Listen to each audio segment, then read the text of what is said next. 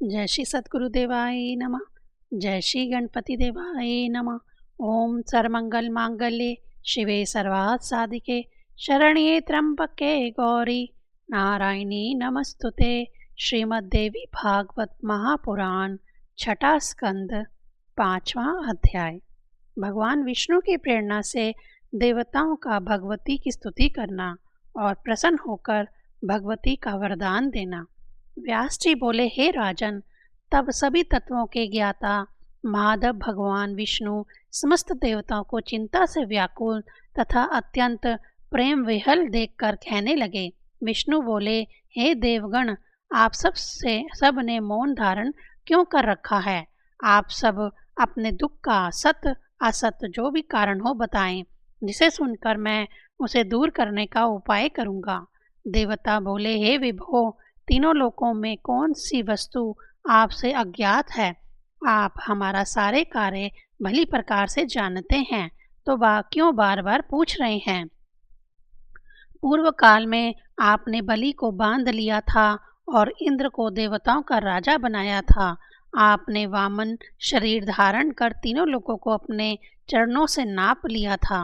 हे विष्णु, आपने ही अमृत छीन कर दैत्यों का नाश किया था। आप सभी देवताओं की समस्त विपत्तियों को दूर करने में समर्थ हैं। विष्णु बोले, हे श्रेष्ठ देवताओं, आप लोग भयभीत ना हो। मैं उस वक्रासुर के वध का सुसंगत उपाय जानता हूँ, उसे मैं बताऊंगा, जिससे आप लोगों को सुख होगा। अपनी बुद्धि से, बल से, धन से या जिस किसी भी उपाय से मुझे आप लोगों का हित अवश्य करना है। मित्रों और विशेष रूप से शत्रुओं के प्रति प्रयोग हेतु तत्वदर्शियों ने साम, दान, दंड, भेद ये 4 उपाय बताए हैं। वक्रासुर की तपस्या से प्रसन्न होकर ब्रह्मा जी ने इसे वरदान दिया है और उस वरदान के प्रभाव से यह दुर्जय हो गया है। त्वष्टा के द्वारा उत्पन्न किया गया यह वक्रासुर समस्त प्राणियों के लिए अजय हो गया है। शत्रुओं के राज्य को जीत लेने वाला वह अपनी शक्ति से अधिक प्रबल हो गया है। हे देवताओं, बिना साम नीति के प्रयोग के वह वक्रासुर देवताओं के लिए दुस्साध्य है। अतः पहले इसे प्रलोभन देकर वश में करना चाहिए, तत्पश्चात मार डालना चाहिए। हे गंधर्वगण, जहाँ वह बलवान वक्रासुर रहता है वहाँ तुम लोग जाओ और उस पर साम नीति का प्रयोग करो, तभी उस पर विजय प्राप्त कर सकोगे। वहाँ जाकर अनेक शपथें खाकर संधि के द्वारा उसे विश्वास में ले करके और पुनः मित्रता कर बाद में उस प्रबल शत्रु को मार डालना चाहिए। हे श्रेष्ठ देवगण, मैं अदृश्य रूप में इंद्र के श्रेष्ठ आयुध व्रज में प्रवेश कर जाऊंगा और उनकी सहायता करूंगा। हे देवताओं, अब आप लोग समय की प्रतीक्षा करें। वक्रासुर के आयु के क्षीण होने पर ही उसकी मृत्यु होगी, अन्य किसी प्रकार से नहीं। हे गंधर्वगण, तुम लोग वेश बदलकर ऋषियों के साथ उसके पास जाओ और वचनबद्धता पूर्वक इंद्र के साथ उसकी मित्रता करा दो। जिस प्रकार से उसका विश्वास दृढ़ हो जाए, वैसा ही आप सबको करना चाहिए। मैं सुदृढ़ तथा आवरण युक्त व्रज में गुप्त रूप से प्रवेश कर जाऊंगा। जब वक्रासुर को पूर्ण विश्वास हो जाए तभी इंद्र उस शत्रु का वध करेंगे। उसके वध का अन्य कोई उपाय नहीं है। वह इंद्र विश्वासघात करके मेरी सहायता से व्रज द्वारा पीछे से उस पापी को मार डालेंगे। इस दुष्ट शत्रु के साथ शठता करने में दोष नहीं है, अन्यथा वह बलवान वीर धर्म से नहीं मारा जा सकेगा। पूर्व काल में मैंने भी वामन रूप धारण कर बलि को वंचित किया था और मोहिनी रूप धारण कर सभी दैत्यों को छला था।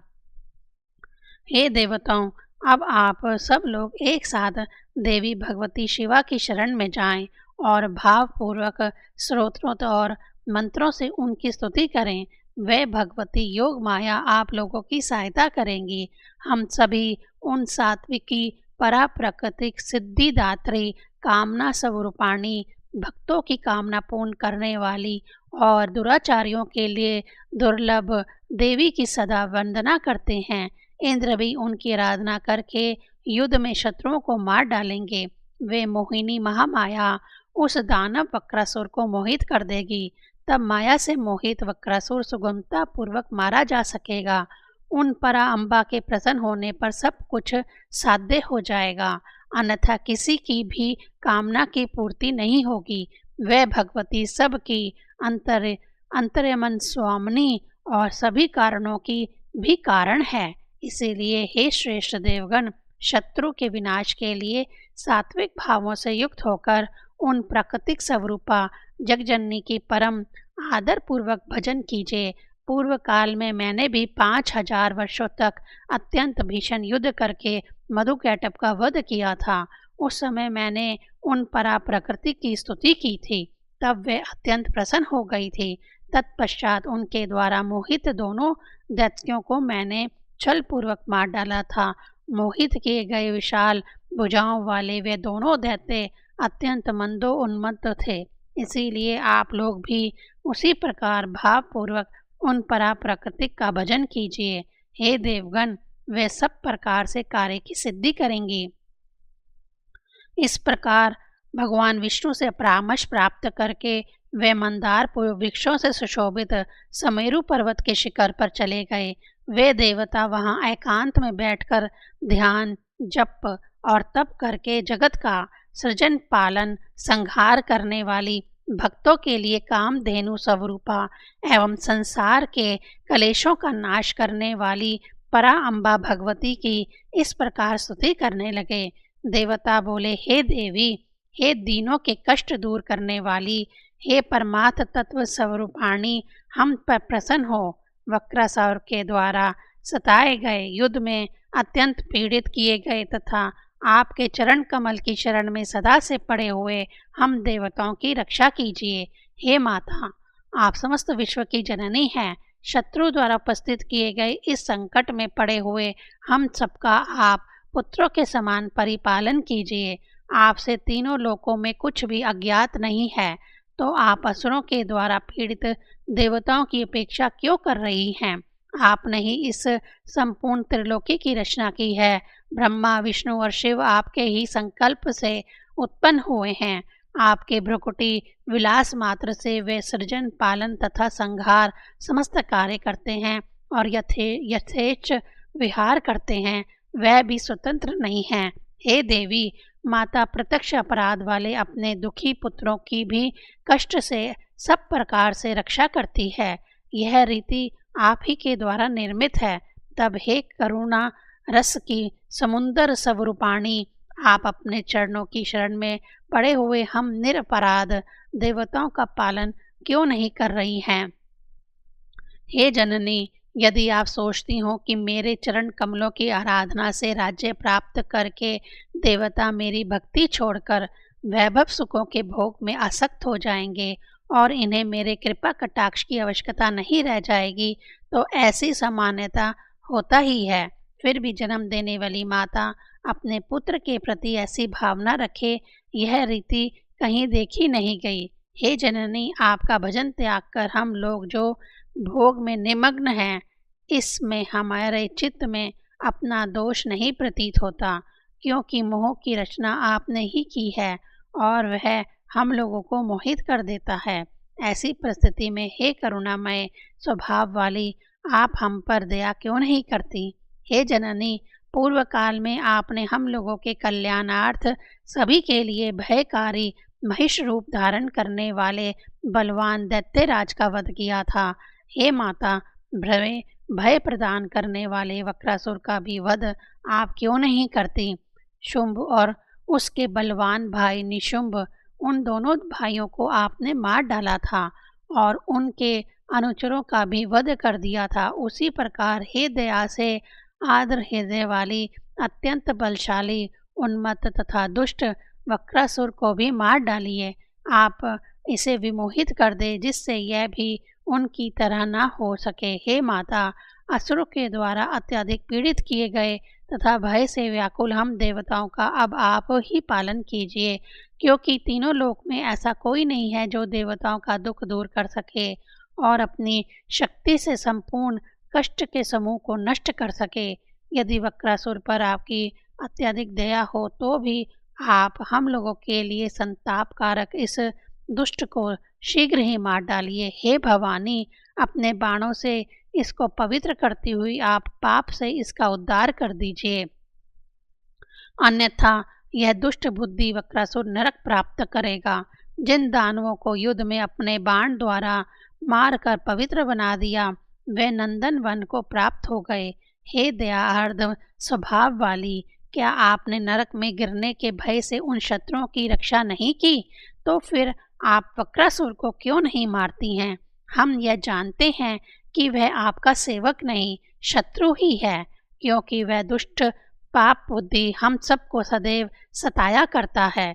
आपके चरण कमलों की भक्ति में रत हम देवताओं को पीड़ित करने वाला वह वक्रासुर आपका भक्त कैसे हो सकता है? हे जननी, हे अम्बा, हम आज आपकी पूजा कैसे करें? क्योंकि पुष्पादि पूजा उपचार तो आपके द्वारा ही बनाए गए हैं। मंत्र, हम लोग तथा अन्य सब कुछ आपकी पराशक्ति के ही रूप हैं। अतः हे भवानी, हम केवल आपके चरणों की शरण ले सकते हैं। वे ही मनुष्य धन्य हैं जो भव सागर में पार उतारने वाले पोत सदृश आपके चरण कमल का निरंतर भक्ति भाव से भजन करते हैं और राग मोह आदि विकारों से रहित मोक्ष कामी योगी भी मन से जिसका निरंतर सिमरन करते हैं। समस्त वेदों में परांगत व यज्ञकर्ता भी निश्चय ही धन्य हैं जो हवन के समय देवताओं को तृप्ति देने वाली स्वाहा और पितरों को तृप्ति देने वाली स्वधा के रूप में आपका निरंतर सिमरन करते हैं। आप ही मेधा हैं, आप ही कांति हैं, आप ही शांति हैं और मनुष्य का महान मनोरथ पूर्ण करने वाली प्रख्यात बुद्धि भी आप ही हैं। समस्त ऐश्वर्य की रचना करके आप इस त्रिलोकी में कृपा करके अपनी आराधना करने वाले को वैभव प्रदान करती रहती हैं। व्यास जी बोले, इस प्रकार देवताओं की स्तुति करने पर वे भगवती प्रकट हो गई। उन्होंने सुंदर रूप धारण कर रखा था। वे कोमल विग्रह वाली थी और समस्त आभूषणों से सुसज्जित थी। वे पाश, अंकुश, वर और अभय मुद्रा से सुशोभित 4 भुजाओं से युक्त थी। उनकी कमर में बंधी हुई करघनी के घुंघरू बज रहे थे। उन कांतिमय भगवती की ध्वनि कोयल के समान थी। उनके हाथों के कंगन और चरणों के नूपुर बज रहे थे। उनके मस्तक पर अर्धचंद्र से मंडित रतन मुकुट सुशोभित हो रहा था। वे मंद मंद मुस्करा रही थी। उनका मुख कमल के समान सुशोभित हो रहा था।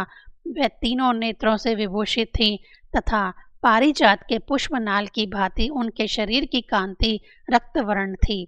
वे लाल रंग के वस्त्र धारण किए हुए थी और उनके शरीर पर रक्त चंदन अनुलुप्त था। करुणा रस की सागर वे भगवती प्रसन्न मुखमंडल से शोभा पा रही थी। वे समस्त श्रृंगार वेश से विभूषित थी। वे देवी द्वैत भाव के लिए अरणी स्वरूपा, परा, सब कुछ जानने वाली, सब की रचना करने वाली, सब की अधिष्ठान स्वरूपा, सभी वेदांतों द्वारा प्रतिपादित और सच्चिदानंद स्वरूपाणी हैं। उन देवी को अपने सन्मुख स्थित देखकर देवताओं ने उन्हें प्रणाम किया। तब उन प्रणत देवताओं से भगवती अंबिका ने कहा, आप लोग मुझे अपना कार्य बताएं। देवता बोले, आप देवताओं के लिए अत्यंत दुखदायी इस शत्रु वक्रासुर को विमोहित कर दीजिए। उसे आप ऐसा विमोहित कर दें जिससे वह देवताओं पर विश्वास करने लगे और हमारे आयुध में इतनी शक्ति भर दीजिए जिससे वह यह शत्रु मारा जा सके। व्यास जी बोले, तब तथास्तु। ऐसा कहकर भगवती वहीं अंतर्ध्यान हो गई और देवता भी प्रसन्न होकर अपने अपने भवनों को चले गए। 5वां अध्याय समाप्त। 6ठा अध्याय। भगवान विष्णु का इंद्र को वक्रासुर से संधि का परामर्श देना। ऋषियों की मध्यस्थता से इंद्र और वक्रासुर में संधि। इंद्र द्वारा छल पूर्वक वक्रासुर का वध। व्यास जी बोले, इस प्रकार वर प्राप्त उन देवताओं और तपस्वी ऋषिगणों ने परस्पर मंत्रणा करके वक्रासुर के उत्तम आश्रम के लिए प्रस्थान किया। वहाँ तेज से प्रकाशमान वक्रासुर को देखा जो तीनों लोगों को भस्म सत करने और देवताओं को निगल जाने के लिए उद्यत प्रतीत होता था। ऋषियों ने वक्रासुर के समीप जाकर देवताओं की कार्य सिद्धि के लिए उससे साम नीतिपूर्ण तथा रसमय प्रिय वचन कहा। ऋषि बोले, सब लोगों के लिए भयंकर हे महाभाग वक्रासुर, आपने इस संपूर्ण ब्रह्मांड को व्याप्त कर लिया है, परंतु इंद्र के साथ आपका वैर आपके सुख को नष्ट करने वाला है। यह आप दोनों के लिए दुखद और चिंता बढ़ाने का परम कारण है। ना आप सुख से सो पाते हैं, ना ही इंद्र संतुष्ट होकर सोते हैं, क्योंकि आप दोनों को शत्रुजन्य भय बना रहता है। आप दोनों को युद्ध करते हुए भी बहुत समय व्यतीत हो गया है। इससे देवताओं, राक्षसों तथा मनुष्यों सहित समस्त प्रजा को कष्ट हो रहा है। इस संसार में सुख की ग्राह है और दुख सर्वथा त्याज्य है। यही परंपरा है। वैर करने वालों को सुख नहीं प्राप्त होता, यह निश्चित सिद्धांत है। इसीलिए युद्ध प्रेमी वीर इंद्रिय सुख को नष्ट करने वाले युद्ध की प्रशंसा करते हैं, किंतु श्रृंगार रस के प्रेमी विद्वान उसकी प्रशंसा नहीं करते। पुष्पों से भी युद्ध नहीं करना चाहिए, फिर तीक्ष्ण बाणों की तो बात ही क्या। युद्ध में विजय ही हो यह संदेहास्पद है, परंतु उसमें बाणों से शरीर को पीड़ा प्राप्त होना निश्चित है। यह समस्त विश्व देव के अधीन है, उसी प्रकार जय पराजय भी उसी के अधीन है। अतः इन्हें देव अधीन जानकर युद्ध कभी नहीं करना चाहिए। समय पर स्नान, भोजन, शैया पर शयन और सेवा प्रयाण पत्नी, यही संसार में सुख के साधन हैं। बाण वर्षा से भयंकर, खड़ग प्रहार से अत्यंत रौद्र तथा शत्रु को सुख प्रदान करने वाले संग्राम में युद्ध करने से क्या सुख प्राप्त हो सकता है। ऐसा स्पष्ट कथन है कि युद्ध में मरने से स्वर्ग सुख की प्राप्ति होती है। यह तो प्रलोभन और प्रेरणा देने वाला तथा निरर्थक वचन है। ऐसा कौन मंदबुद्धि है जो शरीर को अस्त्र शस्त्रों से घायल कराकर, सियार और कौओं से निचवाकर स्वर्ग सुख की प्राप्ति की कामना करेगा।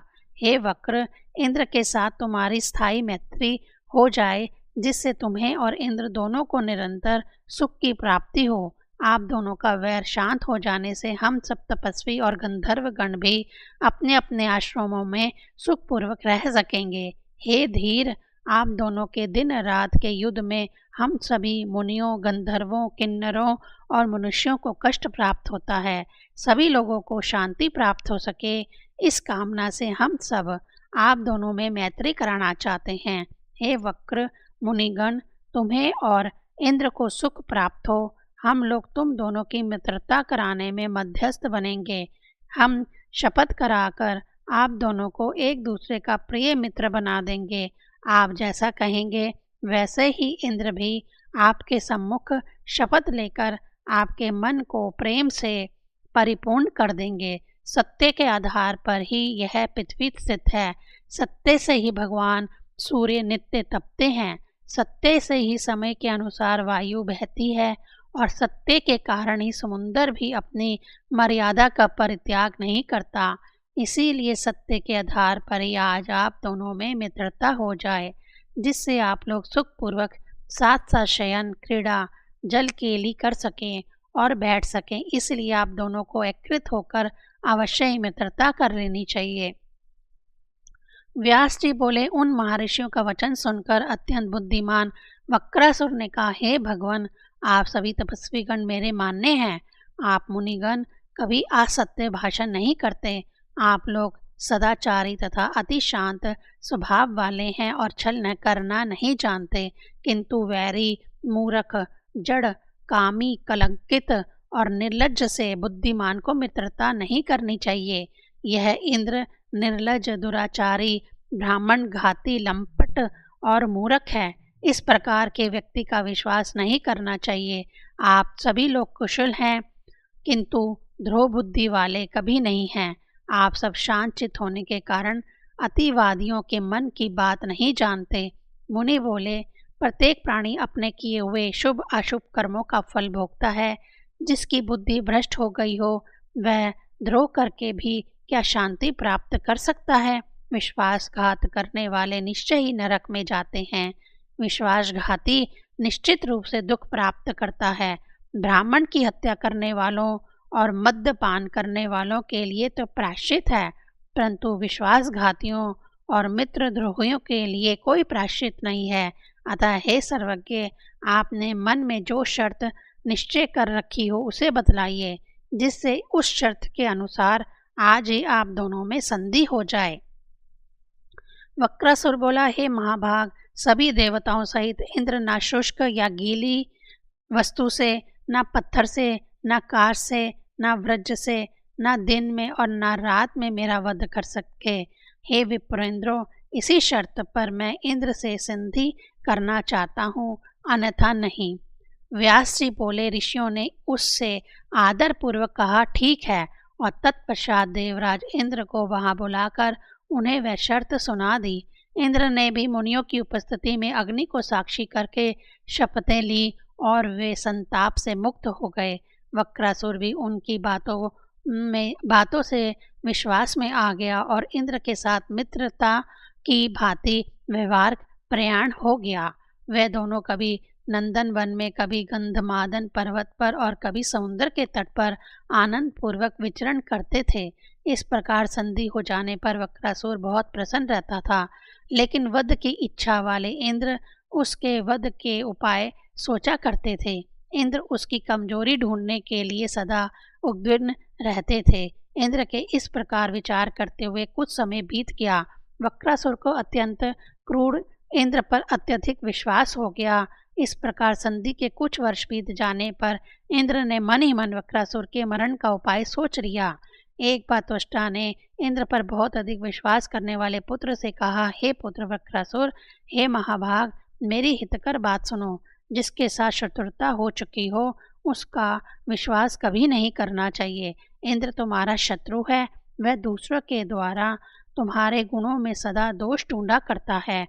वह सदा लोभ से उन्मत्त रहने वाला, उस सब से द्वेष रखने वाला, दूसरों का दुख देखकर सुखी रहने वाला, पर स्त्रीगामी, पाप बुद्धि, कपटी, छिंद्र अन्वेषी, दूसरों से द्रोह करने वाला, मायावी और अहंकारी है, जिसने कि एक बार माता के उदर में प्रवेश करके उसके गर्भ को 7 भागों में काट डाला। तब उन्हें रोता देखकर उस निर्दयी ने उनके भी पृथक पृथक 7 भाग कर दिए। इसीलिए हे पुत्र, उस पर किसी प्रकार भी विश्वास नहीं करना चाहिए। हे पुत्र, पाप करने वालों को दोबारा पाप करने में क्या लज्जा। व्यास जी बोले, इस प्रकार पिता द्वारा कल्याणकारी वचनों से समझाए जाने पर भी आसन मृत्यु वक्रासुर को कुछ भी चेत नहीं हुआ। एक दिन इंद्र ने उस महान दैत्य को समुद्र के तट पर देखा। उस समय संध्या काल का अत्यंत भयंकर मुहूर्त उपस्थित था। तब इंद्र ने महात्मा मुनियों द्वारा निर्धारित शर्त वरदान पर विचार करके कि यह भयंकर संध्या काल है, इस समय न दिन है न रात है, अतः मुझे आज ही इसे अपनी शक्ति से मार डालना चाहिए, इसमें संदेह नहीं है। यहाँ एकांत है और यह अकेला है तथा समय भी अनुकूल है। ऐसा विचार कर उन्होंने अपने मन से अविनाशी भगवान विष्णु का, श्री हरि का स्मरण किया। स्मरण करते ही पुरुषोत्तम भगवान विष्णु वहाँ अदृश्य रूप से आ गए और वे प्रभु श्री हरि इंद्र के व्रज में प्रविष्ट होकर विराजमान हो गए। तब इंद्र ने वक्रासुर को मारने की युक्ति सोचने लगे कि सभी देवताओं तथा दानवों से सर्वथा अजय इस शत्रु को युद्ध में कैसे मारूं। यदि छल करके इस महाबली को आज नहीं मारता तो इस शत्रु के जीवित रहते किसी भी प्रकार कल्याण नहीं है। इंद्र ऐसा विचार कर ही रहे थे, तभी उन्होंने समुद्र में पर्वत के समान जल फेन को देखा। यह ना सूखा है ना गीला है और यह ना तो कोई शस्त्र है। ऐसा विचार कर इंद्र ने उस समुद्र फेन को लीलापूर्वक उठा लिया। तदंतर उन्होंने परम भक्ति पूर्वक पराशक्ति जगदम्बा का सिमरन किया। तब सिमरन करते ही देवी ने अपना अंश उस फैन में स्थापित कर दिया। इंद्र ने भगवान श्री हरि से युक्त व्रज को उस फैन से आवृत कर दिया और उस फैन से आवृत व्रज को वक्रासुर के ऊपर फेंका। उस व्रज के अचानक प्रहार से वह पर्वत की भांति गिर पड़ा। तब उसके मर जाने पर इंद्र अत्यंत प्रसन्नचित हो उठे और ऋषिगण विविध स्रोतों से देवराज इंद्र की स्तुति करने लगे। उस शत्रु के मारे जाने से प्रसन्नचित्त इंद्र ने देवताओं के साथ उन भगवती की पूजा की तथा विविध स्रोतों से उन्हें प्रसन्न किया। जिनकी कृपा से शत्रु मारा गया। तत्पश्चात इंद्र ने देवोद्यान नंदनवन में पराशक्ति भगवती का मंदिर बनवाया और उसमें पद्म राग मणियों से निर्मित मूर्ति की स्थापना की और सभी देवता भी तीनों समय उनकी महती पूजा करने लगे। तभी से श्री देवी ही उन देवताओं की कुल देवी हो गईं। तब महापराक्रमी और देवताओं के लिए भयंकर वक्र के मारे जाने पर इंद्र ने तीनों लोकों में श्रेष्ठ भगवान विष्णु की पूजा की। उस वक्रासुर के मर जाने पर कल्याणकारी वायु बहने लगी तथा देवता, गंधर्व, यक्ष, राक्षस और किन्नरगण हर्षित हो उठे। इस प्रकार भगवती पराशक्ति के सुमुंदर फैन से संयुक्त होने और उनके द्वारा ही विमोहित किए जाने के कारण वक्रासुर सहसा इंद्र के द्वारा मारा गया। इसीलिए वह भगवती देवी संसार में वक्रनी हंत्री इस नाम से विख्यात हुई और वह वक्रासुर चूंकि प्रकट रूप से इंद्र के द्वारा मारा गया था, इसीलिए उसे इंद्र के द्वारा मारा गया ऐसा कहा जाता है। छठा अध्याय समाप्त। ओम ऐं ह्रीं क्लीं चामुंडाय विच्चे।